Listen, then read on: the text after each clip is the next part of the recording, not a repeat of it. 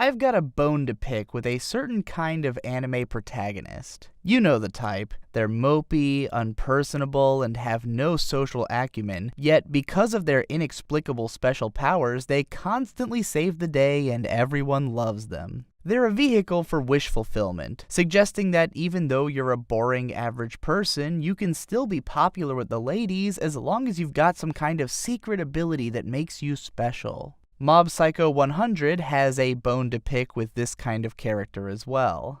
Shigeo Kageyama, also known as Mob, has a very simple desire. He wants to connect with people, namely the girl he likes. Mob happens to be an insanely powerful psychic who can wield unstoppable force over anything he chooses, but early into the series, he comes to the realization that this power is really of no use to him in pursuit of his goals. The girl he likes isn't impressed with psychic abilities, she's impressed with big muscles and a charming personality. Ergo, Mob sets out to acquire these things by joining the Body Improvement Club. Self-betterment is the central theme of Mob Psycho 100. Its villains are all people who want an easy route to happiness, or who feel entitled to the love of others because of their talents. In episode 3, Mob fights against a cult of people who try to delude themselves into thinking that they're happy just by laughing, rather than by trying to work out their lives. Most of his battles are against psychics, who aim to take over the world because they believe that everyone else is worse than them, ignoring the fact that all of them have developed twisted personalities, intense inferiority complexes, infantilized interests, and sociopathic tendencies, none of which has actually made them happy or convinced anyone to like them.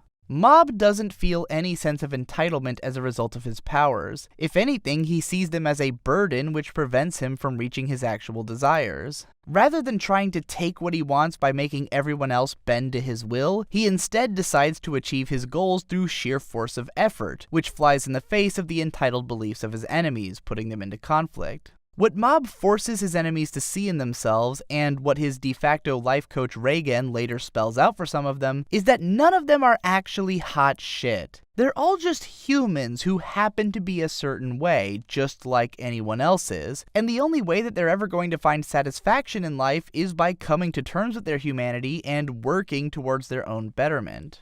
Reigen himself is a world-class bullshit artist who strings Mob along to help out with his money-making schemes, all while imparting golden nuggets of real-world life advice along the way. Even though Reigen's practice is totally dishonest, his approach is weirdly kind-hearted and understanding. In essence, he is a psychologist who is able to judge people quickly and to tell them what they want to hear or to put on the act that they want to see in order to make them happy. And most of the time, it seems like it really is important to him that his customer is satisfied. The kind of people who visit him are the sorts of idiots who would seek out psychic and spiritual advice anyways, and if they're going to be conned no matter what, then it might as well be from someone who can legitimately cure their ails with a firm massage, under the pretense that he's exorcising the ghosts that their goofy asses are bound to go on believing in. Reigen doesn't have any kind of special powers, but he does have incredible charisma and social skills, which allow him to effortlessly feel the kind of human understanding that Mob so desperately longs for.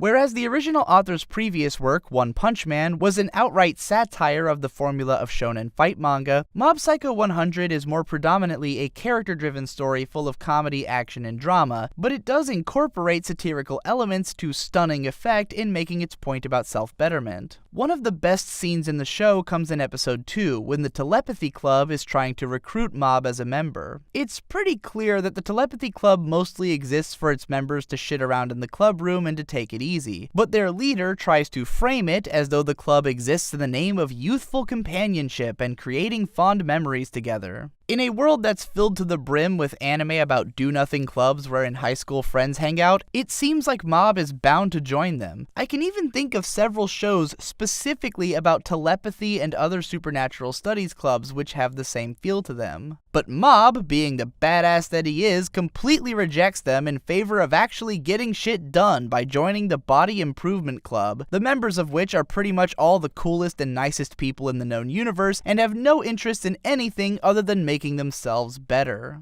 Mob Psycho is the hero story that our generation needs. It has no patience for people who are willing to sit around and wait for something to happen, or to waste their time forming pointless memories instead of getting what they want with their own two hands. It doesn't forgive Mob for being physically weak and personality deficient. Mob sees these as weaknesses on his part, which he needs to work to change. His development is not left up to the whims of how the story affects him. It is taken upon by himself to enact. In a time wherein so many people come to feel that the world owes them something, or that the system is unfairly stacked against them, and therefore they're not willing to bust their asses to head for their goals, Mob shows us that even if you start off with unparalleled talent, it doesn't mean shit if you can't impress the girl you like. Forget about your destiny as the name which everyone in the world will one day know for your hidden talents, and hit the fucking squat rack. If you still haven't seen this show yet, and you want to witness one of the best animation showcases of the year, as well as a fun and at times emotionally poignant action comedy story, then I recommend checking this series out on Crunchyroll after signing up with the link that makes me money. You can also help support my channel via Patreon if you want to help me to make more videos like this, or by sharing this video around. Check out my myriad other channels for more frequent uploads, and as always, thanks again for watching. I'll see you in the next one.